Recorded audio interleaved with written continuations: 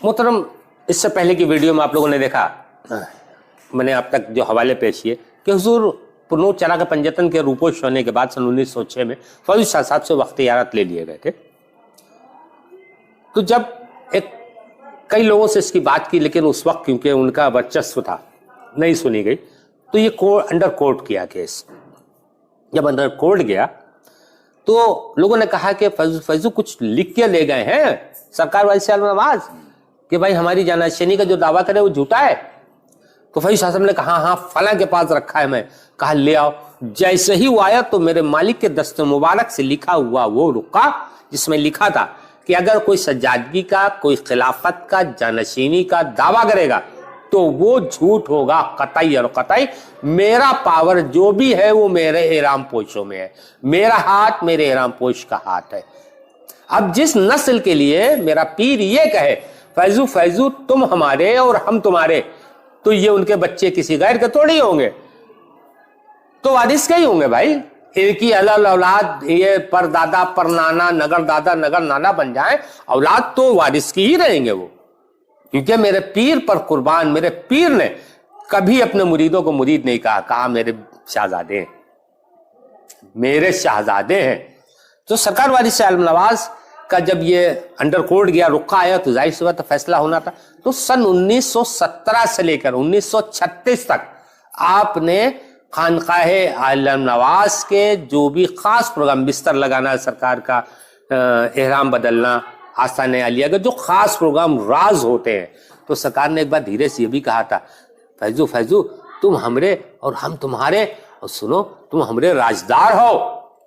ये सिर्फ फैजू शाह के लिए कहा था, किसी और के लिए नहीं कहा था।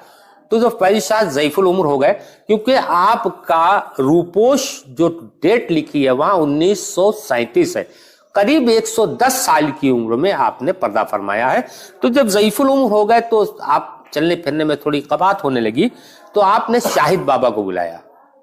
आप सरकार वारिसे आलम शाहिद बाबा सरकार वारिसे आलम नवाज के दस्ते हक पर डायरेक्ट बैठ थे। और एक बार फैजू शाह साहब और शाहिद बाबा दोनों साथ सरकार की बारगाह में थे। सरकार ने शाहिद बाबा के सर पे हाथ रख के फरमाया फैजू फैजू हमरा शाहिद बड़ा काम करी है और सिलसिला वारसी का बड़ा उरूज हुई है, इससे उन्हीं की ये नस्ल है शकील बाबा।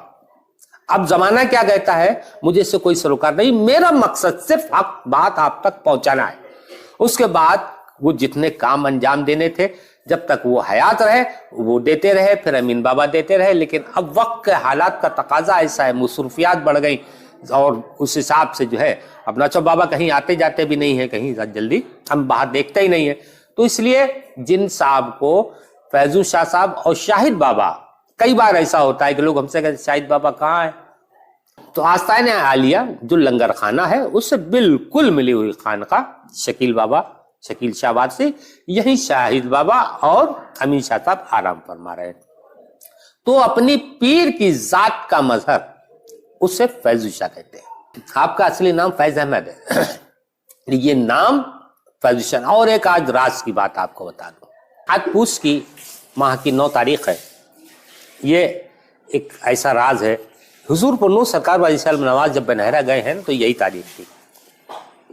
बनहरा जब आप गए हैं और ये कहा है आपने कि ये तारीख वही है बाबा या कोई दूसरी है? नहीं, ये पर्दा करने की तारीख अच्छा है और बैसाख की 9वीं को सरकार आलम पनाह। अच्छा, जैसे कि बाबा से भी हमने पूछा, आज फैजू शाह साहब के रूपोश होने की तारीख है। ये एक बड़ा अहम राज आप लोगों के रूबरू पेश करते हैं जो मेरे जहन से निकल गया था। आज या वारिस हक वारिस अल्लाह वारिस पर हमको कमेंट किया जाता है। ये कहा किसने था? जैसे ही सरकार वारिस आलम नवाज ने फैजू शाह से ये कहा फैजू फैजू तुम हमरे और हम तुमरे, बस सरकार वारिस पाक के कदमों से लिपट करके या वारिस हक वारिस अल्लाह वारिस, ये फैजू शाह ने नारा दिया था। ये नारा फैजू शाह का है, लेकिन वो आंख चाहिए वारिस को हक देखने के लिए। जब तक वो आंख पीर अता नहीं करेगा नहीं मिलेगी, ये चाहे जिंदगी भर रगड़ते रहो।